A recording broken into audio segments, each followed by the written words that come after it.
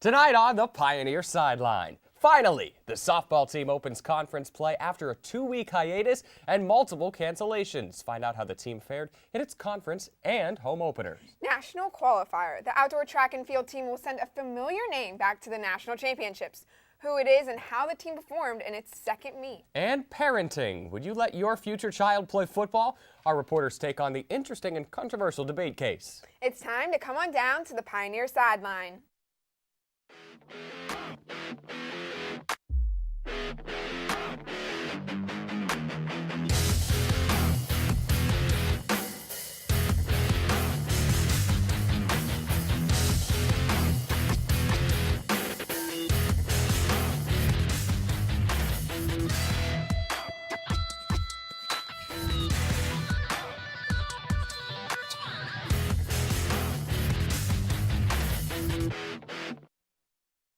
It was a long 15-day break that featured everything but sunshine and live pitching. But the softball team finally hit the dirt last weekend in Pittsburgh. Good evening, I'm Josh Crew. And I'm Sarah Maculin. The Pioneers saw a string of 6 doubleheaders canceled due to weather, including 3 possible home openers. Saturday, they finally took the field for not only their home opener, but also their conference opener. Game 1 decided by 1 swing. Game 2 decided by 1 big inning. For the breakdown of the conference opener, we bring in Nicole Pampina. Nicole, thanks for coming on the sideline here. Big weekend for the softball team. They had a chance to get a couple of wins. They could only get 1, though. That's right. They split their conference. Their 1-1 in their conference play was against Carlo, and they started out, like you said, it was only 1 swing to determine that first game. It was a 2-run homer, and that unfortunately got them at the top of the 5th. They did come back, though, in the second game a little bit better, but all of their runs were scored in the third. Lots of big hits from sophomores. Courtney Blocker, she ran that first run with a double. Amber Cook came later on. She got in 3 runs with another double, and they took the lead then and won 6-4. Yeah, that first game, we didn't see a lot of the bats. The offense has been the struggle for this softball team so far. But the second game, they were down 4-0 and came from behind and saw those bats come alive. How much do you see them kind of taking advantage of the walks and maybe those extra base hits that's leading the offense is finally getting its start? I think that's going to help them more than having power at the bats. Like you said, they have been struggling so far. Not that they've seen the field that much, but they are getting out there. But it's just little things like that is getting people on base, advancing them, and getting them in for those runs. So it's not as much pressure to get these huge hits to take people all the way around to home. That's how you win games. Right, and an interesting thing that happened with Point Park in this series against Carlo. Game 1, it didn't go to Ashley Ignema. Went to Tiffany Edwards, the starter. She has been pitching a lot better than Ignema this year, and both of them are fantastic pitchers, probably the second best staff in the conference to Rio. But then Katie Tarr steals the headlines with the Player of the Week honor. So really all 3 pitchers performing well, but changing up the order a little bit as we start conference play with Edwards number 1, then Ignema's number 2. Absolutely. Katie Tarr came in that second game at the top of the 5th. She struck out 8 out of her 9 batters, and just having consistency like that and having that stronghold on the mound is really going to help them out. But you also have Ignema, like you said, and just being able to have that consistency in pitchers also helps out the team on the defensive side. Now, looking ahead, Point Park, they were supposed to play tonight. Those games got postponed. Looking like we're going to play tomorrow, fingers crossed. So they finally got the River States Conference, those first 2 games out of the way, split 1-1. What's the road look like ahead for Point Park? Well, they're playing hopefully tomorrow Cincinnati Christian. Hopefully they can see some more. They'll be at home again this Friday against Brescia. That's another conference game for them, and they've been better off at home than they have been away so far. So hopefully they can keep just doing what they've been doing, stay strong with pitchers, stay strong with the little hits that just get them around, and they'll be good to go for the rest of the season. Well, thank you so much, Nicole. We'll hope to see the softball team pick up a few more wins. Coming up next, we'll stay on the diamond as the baseball team looks to stay perfect in conference play. And we crown a national champion in college basketball. All that and more next.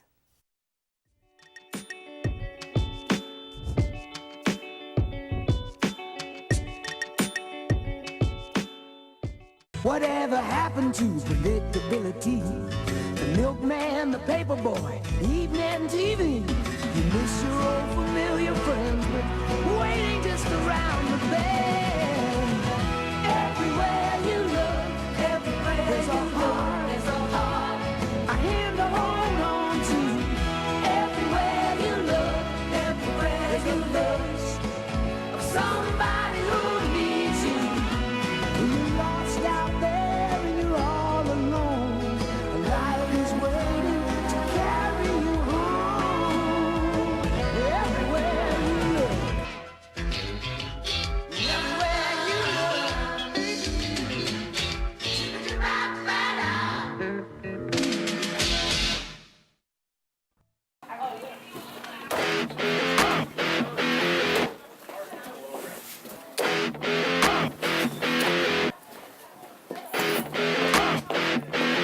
Let's go.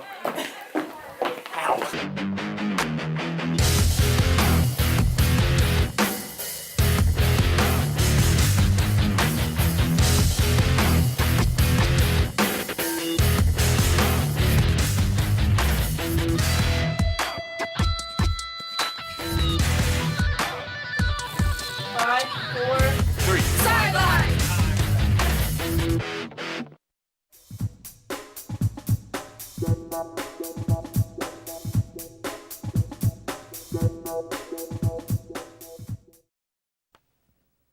Welcome back. The baseball team hit the road over the weekend and traveled to Ohio Christian, entering the series 12-0 in conference action.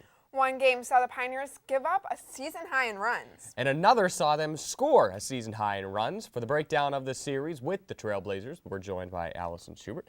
Allison, a big weekend for Point Park, like Sarah said, giving up a lot of runs in one game, but scoring a lot in another. Sure, so we started off on Friday against OCU.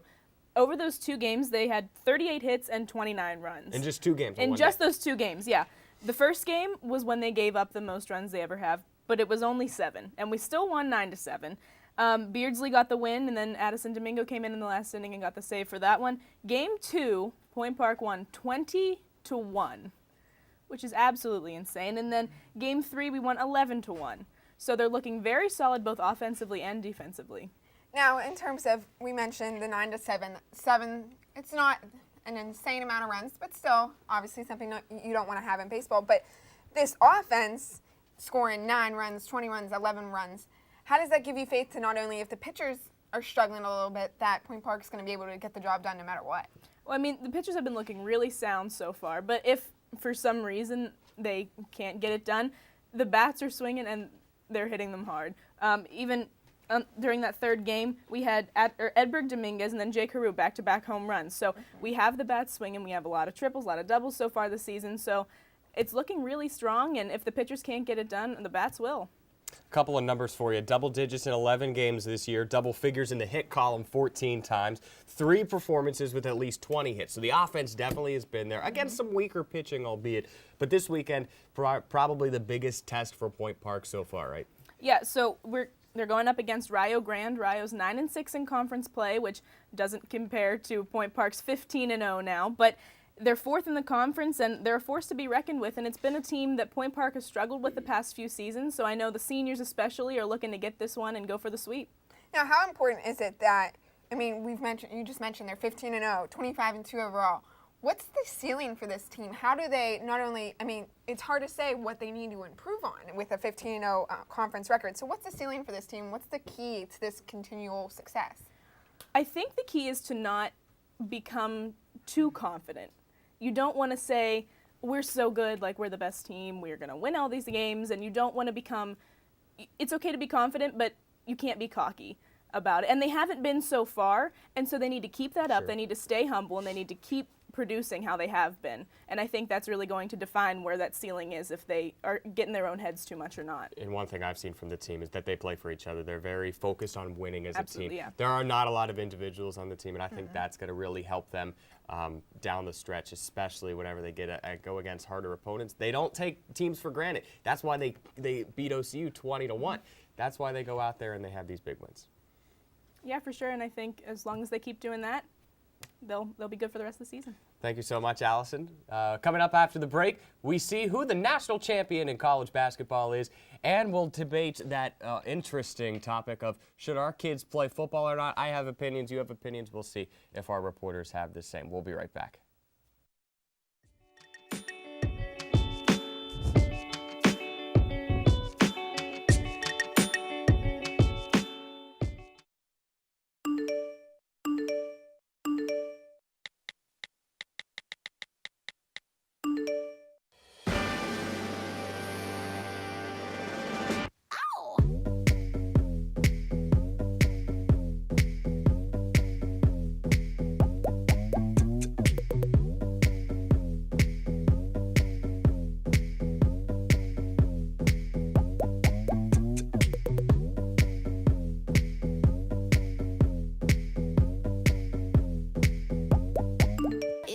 I was you, I'd wanna be me too. I'd wanna be me too. I'd wanna be me too. If I was you, I'd wanna be me too. I'd wanna be me too. I'd wanna be me too. If I was you, I'd wanna be me too. I'd wanna be. Spending just 7 minutes climbing stairs each day cuts your risk of a heart attack in half over 10 years. Sure, elevators are convenient, but you burn twice the number of calories just going upstairs than you do while jogging. Think about how long you spend waiting for elevators. The average person spends the equivalent of 2 years waiting for elevators over the course of their lifetime. Don't let that be you. Save time and increase energy. Next time, take the stairs.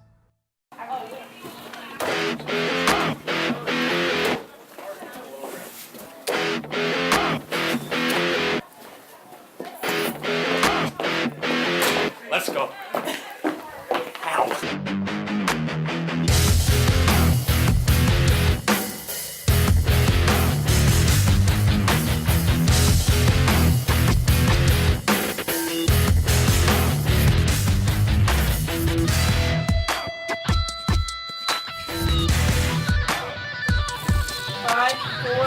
Sideline!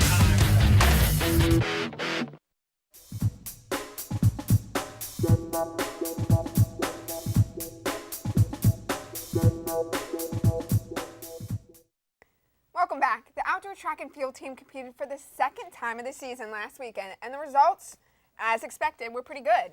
It was the first meet that included throwing events, but one jumper stole the headlines, and his name might sound familiar. For that, we bring in Nick Kosiski. Nick, Dry Davis, jumping to another Nationals performance, right? Exactly. Of course, he did fantastic at the meet, and actually, lots of jumpers. There was school records were broken all over the place. Lots of first-place finishers. Yes, Dry did qualify for Nationals. Another jumper, Mike Morris, in the high jump, he broke a school record, as well as Andre Lowry in the long jump. And then, of course, another familiar name, Ana Benitez, also broke a school record in the triple jump. So that's exciting. Yeah, that was her first time competing outdoor for Yeah. Point Park, right? Yeah. 'Cause she wasn't at the Cal Ute. So you brought up Ana Benitez transitioning to the women. The women won 3 events. They did well, but of course we have to always talk about Anna Shields because, I mean, she three national times. 3 national times and 2 facility records. Whenever you set a facility record, Yes. nobody else in the history of that facility has run faster than you. How special is it to break these? She's doing it every week, but put it in perspective for us. It's a huge accomplishment. I mean, I never got one. I was close. I was like 5 minutes off. But it is a huge accomplishment, and especially how she gets them all the time. But that doesn't mean she gets used to it. I'm sure that she feels so excited after each one because that is a lot. Lots of people run at these meets. So like you said, you are breaking times, not even at the meet, but across all the past meets. So Right. it's a pretty big accomplishment, especially to get 2 of them in the same meet. And let me for the ask about 815. the school records too. Yes, school records. Every week, Point Park breaks new school Yes. records, and it's in the 4th year of the program Yes, right now. yes, So, yes. when do we stop hearing Point Park broke 3 or 4 school records? Because I remember my second year here. Every week it was we broke 10 school records, and that wasn't a story because the records were young. But it keeps happening. Yeah. Well, everyone keeps improving. They keep improving the course, and also we keep on getting new people and stuff. So I mean, hopefully that'll just keep happening because it's honestly good motivation, and it definitely shows people themselves that they're improving. So I think it's a good thing, real good thing. Thanks a lot, Nick. We appreciate your efforts. Now from the track to the hardwood, it's national championship season in college basketball. One of the most exciting sporting events of the year has come to a close, and we have a new champion in the NCAA.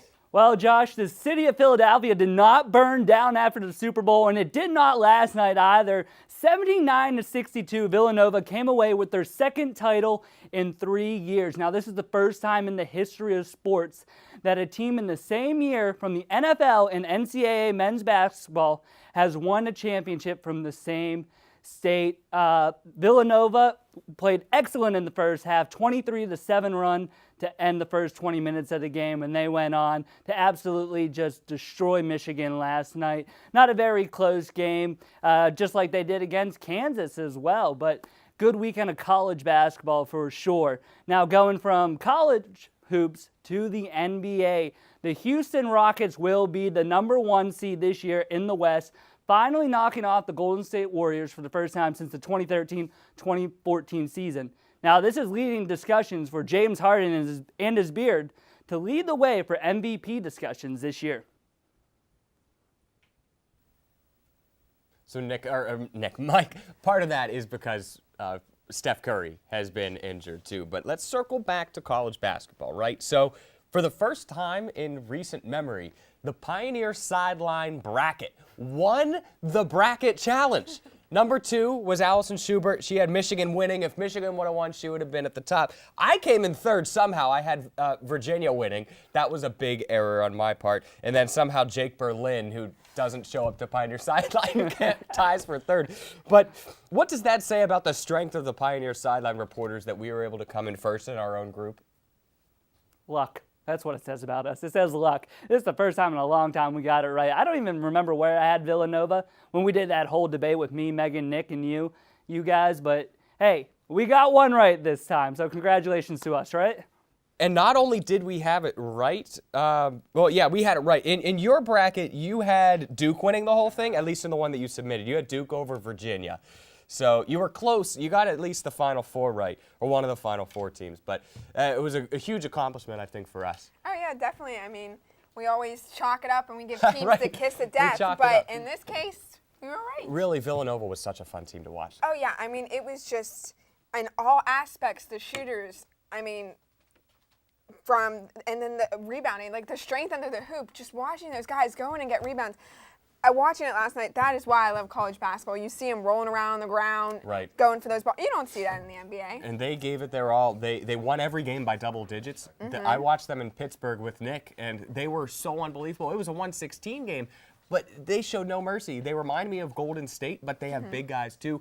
They're a fantastic program. Jay Wright's done a phenomenal job developing players over there, and they're a very fun program to watch. So, Mike, thank you so much again. The ad lib. Let's turn the page, and get a little closer to home. It's one black and gold team clinched a playoff spot, and another kicked off its 2018 campaign. Kiera Fry is sitting by with the details. Kiera? Thanks, guys. This past weekend has been an exciting one for Pittsburgh sports fans. The Pirates' season started on Friday in Detroit. They won their first game against the Tigers 13-10 in extra innings. The two teams faced off again on Easter Sunday in a split doubleheader. The Pirates shut out the Tigers 1-0 in the first game. Trevor Williams pitched 6 no-hit innings before being replaced to start the 7th. The Pirates won the second half of the doubleheader with a score of 8-6, sweeping the 3-game season-opening series. While the Pirates season is just beginning, the Penguins are getting ready for the Stanley Cup playoffs. The Pens secured their position in the playoffs after defeating the Montreal Canadiens 5-2 on Saturday. This is the Penguins' 12th consecutive year in the playoffs, the longest streak in franchise history and current streak in the NHL. Pittsburgh fans are eager to see if the Pens will three-peat, but who stands in their way? The Washington Capitals are one challenge for the Penguins looking ahead to the playoffs. The two teams faced off on Sunday, ending in a 3-1 loss for the Pens and another division title for the Capitals. Philip Grubauer was the key to the Capitals' win, making 36 saves. Matt Murray couldn't quite match the Capitals' goaltender, but he stopped 31 shots in the game. 2 regular season games remain for the Penguins, one against the Blue Jackets on Thursday and another against the Senators on Friday. Moving from the regular season to the off-season. Le'Veon Bell still hasn't reached a long-term deal with the Steelers, and he seems to be getting tired of it. Thursday afternoon, Bell tweeted, "It's so hard to be a hero in a city that paints you out to be a villain." While the tweet may be vague, it has certainly gotten fans' attention. According to the Post-Gazette, the tweet sparked more than 1,000 replies within the first hour, many of which were negative. Fans can't help but wonder where Bell will be when training camp rolls around this year. Up next, the NFL has been scrutinized for brain injuries in recent years, causing top celebrities and other big names to say they wouldn't let their child play football. Ahead, it's the case of the week. Would you let your child play on the gridiron? That's next.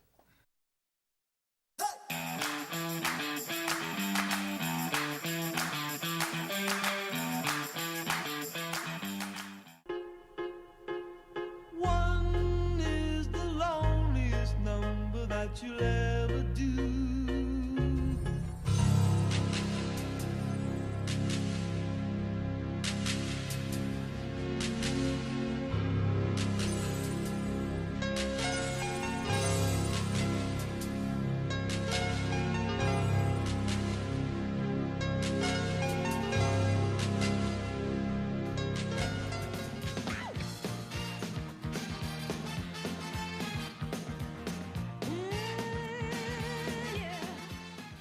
What's one word to describe CAB? Welcoming. Community. Creative. Experiences. Family. Openness. Pineapple. The Campus Activities Board is a student-run organization that consists of 7 different committees. Each focuses on event planning, marketing, and administrative activities. Join us in organizing the juiciest events on campus, from late-night bingo to festive dances to our team bonding meetings. Follow us on Twitter and Instagram at Point Park Cap, or like us on Facebook at Campus Activities Board at Point Park University. Good evening and welcome to Newsnight. I'm Josh Troop alongside Jess Paterchak. Defending his decision to kick out 15 Cuban diplomats from the United States. Thanks, Allison. Fitness on Demand has returned to Point Park. Residents fear that Mount Agung will have a repeat of 1963's eruption. 2-star NFL quarterbacks made the headlines this week after wrapping up. Thank you so much for joining us this evening. That's your news tonight. For Nick Tomarello, I'm Alex Grubbs. Have a great night.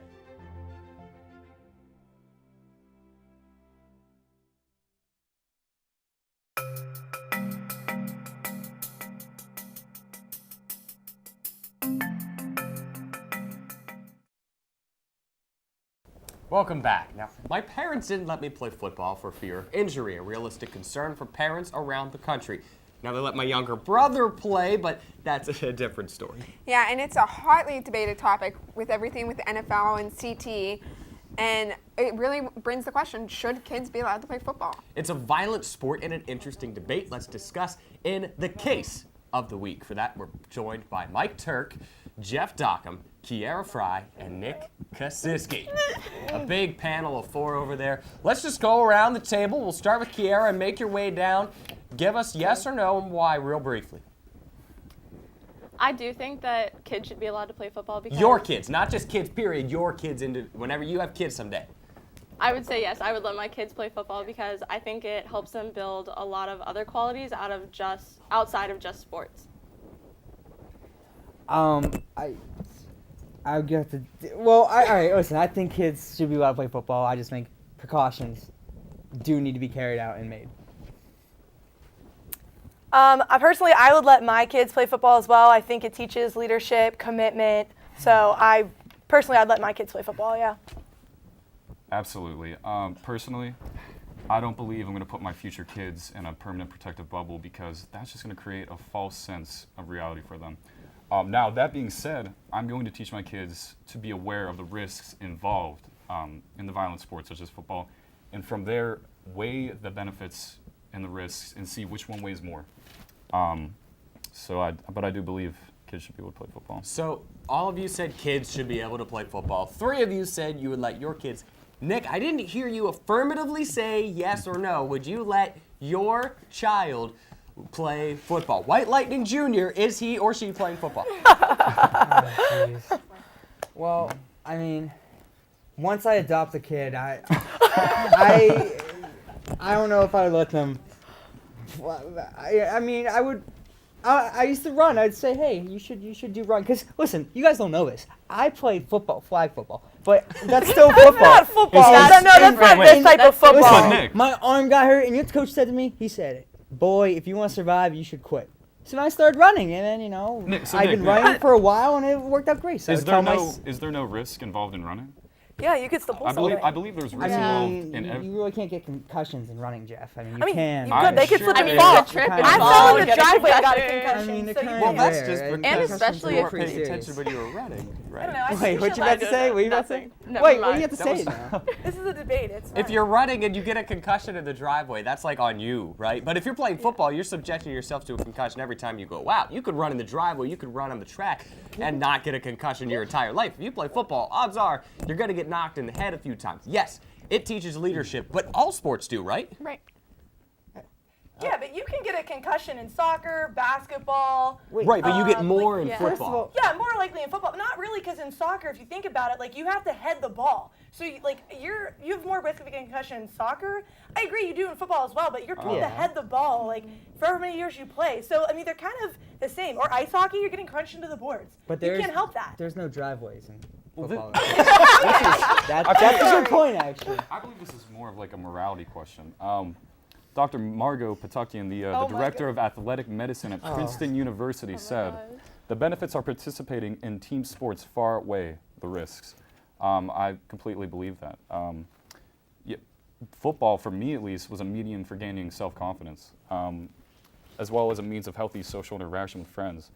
And from there, it teaches you life lessons like commitment, discipline, leadership skills. I mean, an abundance of life skills that you won't get anywhere else. Not even soccer. So I do believe Whatever football. tricks you got. I do me believe see that. football. Yeah, is. I'm not gonna say it's detrimental for kids to play, but allowing your kid to play and decide on their own, I think is a big thing. And that's something I'm gonna do for my kids The personally. problem is when a kid gets a concussion, right? And when the kid, or even worse, the coach, still makes the kid play. That's when. No, Well, you're. yeah, no, come on. I That's different than just completely. letting them play happens football. all the Nick, time. but that's them not the getting- discussion. Yeah, The that's not discussion the point. is Well, letting would your you kid let play your kid play? football. That's a subplot to the point. Well, you're because bringing up. And you don't think that happens in other sports, as that a coaches still parent- urge a player to Yeah. still play. I mean, It's yeah, not but- just but football. Did you see the movie Concussion with Will Smith? Yes, I have, Yeah. but like at the same time, that's when the studied parent it. needs to step in for their kid, be like, no, you're not ready. Yeah. Like you're not ready to go back on the field. I don't care what the coach says. It's up to the doctor and then up to the parent if you're ready to go As a back parent, in. Then we're on the too. same page. Time out. As a parent too, you're responsible for making sure you're putting your kid in a safe situation with responsible coaches, right? But you also don't want to be a parent that's managing from the sidelines. Now, can you all defend the team aspect of it, the sports? Because every single sport you play, you're gonna learn something similar to football. You learn little different things in all sports, but ultimately you're getting the same life lessons, right? Yeah, but you can get a concussion in any sport. No, not even the concussion. No. Just about like the life lessons and the valuables you learn from sports. Just competing and working as a team. Not the concussion debate is separately, but all of you had arguments that said you learn these great life lessons. But don't you get those from other sports too? You do, but football is embedded in American society. That being said, my mother's father, he was never allowed to play football, and apparently he held a grudge over that for the rest of his life, and that was the only reason my mother let me play football, because she witnessed her own father upset about that for the entirety of his life. And I enjoyed football. I still love football, and I miss it dearly. And do you have anything to add to that? I mean, I guess with that, if your kid loves football, like Jeff had just kind of said, how would you not let them play it? Like if they loved hockey, you'd let them play that. If they love football, you have to let them play it. It's your kid. They only have their childhood for so long. Yeah, I agree. They should be able to play whatever sport they want, and they might learn all of those qualities in all of those sports, but you shouldn't teach them to take the safest route. Thank you so Absolutely. much, guys. Jeff, I relate to that. My mom didn't let me play football. Let my brother. I still hold a grudge today, but I am thankful that I wasn't. I don't know what injuries I would have had. I don't know how my life would have changed. I did play basketball, baseball, soccer, and I learned a lot of those life lessons, and that's why I asked. It's an interesting debate. If my kid wants to do it and our kids want to do it, we let them do what they want to do. That's all the time we have for this week. We'll shoot on Wednesday next week, so be sure to join us then at the same Pioneer time The same Pioneer channel. and the same Pioneer Sideline.